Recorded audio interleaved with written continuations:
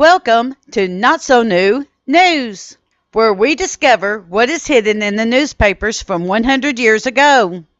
Today's article comes from the town of Whitesburg and appeared in Letcher County's oldest newspaper, the Mountain Eagle. Volume 2, number 18, dated December 31st, 1908. This reading is from the writings done in 1908. These views are from that time period and do not necessarily reflect the modern views of Kentucky Tennessee living nor its narrator.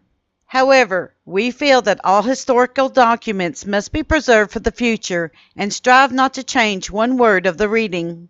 However, if we feel that the readings are too controversial in political or religious standing, we will either silently put the article up for viewing or will direct everyone to where it can be found online. Thank you for your understanding. The Mountain Eagle, N. M. Webb, editor and owner.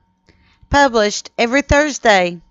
Entered as second-class matter, August 28, 1907. At the Post Office of Whitesburg, Kentucky, under the Act of Congress of August 9, 1873. Subscription rates: 1 year, $1. 6 months, 50 cents. 3 months, 25 cents.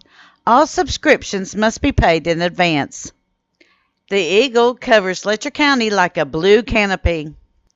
Thursday, December 31st, 1908.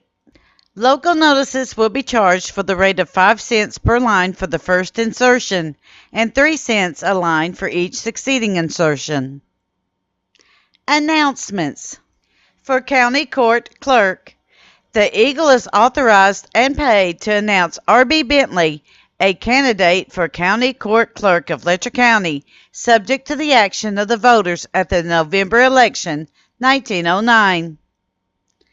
For Assessor, Arnett Mitchell is a candidate for Assessor of Letcher County, to be voted for in November 1909, and solicits your support.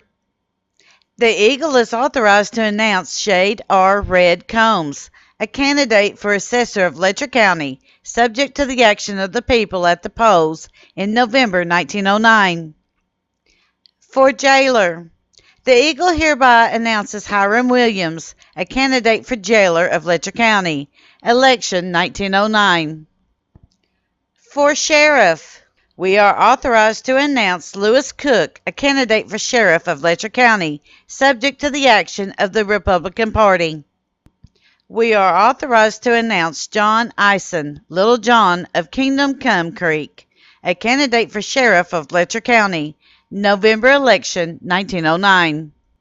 We are authorized to announce Riley Eisen, Red Gidson, a candidate for Sheriff of Letcher County, subject to voters at November election 1909. Editorial. News School. Editorially, we would like to say something in this issue in regard to the opening of the new school at this place on next Monday, but when we look over the ground, it appears to us that there is nothing to say that has not been said already. Even on the first page of this issue, Judge Lewis blazes the way so plainly that he who reads could not err in the least. However, the Eagle invites all young men and young ladies to this place, believing that a fountain will open from which they will be able to sip dews that fadeth not while life lasts. If you come, we promise to do our utmost in doing you good. Spend your money at home when you can buy your wants as cheap or cheaper at home. $1 kept at home is 50 cents saved. Thousand Sticks. The industrial edition of Thousand Sticks of date December 24th has arrived and we hail it with delight. It is at least 50% better than we anticipated and reflects no insignificant amount of credit on its defatigable promoter. It's a 6-column, 12-page, printed on excellent paper, chock full of good mountain brains, and fancifully illustrated with many Leslie County views. Besides, it shows the intelligent phases of many Leslie'ites and other big-brained mountaineers. In short and in fine, Henry Chappell has gone far in this issue towards placing the mountains and her hardy brood in the inimitable niche where they belong. Long live Thousand Sticks! Some squibs. New Year's gift. Pay that subscription. Write it in 1909 if it does make you a year older. Whiskey won't freeze, so we had no cold weather or snow for Christmas. The tug of war work is now on. Christmas, with its standing around, gape around, and laugh around, is over, and it's up to us to begin to resolve and resolve. Dear girls, isn't it a shame that leap year is about past and you are single yet? It must have been in the way that you proposed, or the young man took it for one of those huge jokes. We are more than thankful that Christmas passed without a single man shot or wounded or mishap of any kind worth the ink that it would take to print it. Thanks to the laws, thanks to the spirit of the occasion, and praise be to Him who is master of every situation. Letters to the Editor.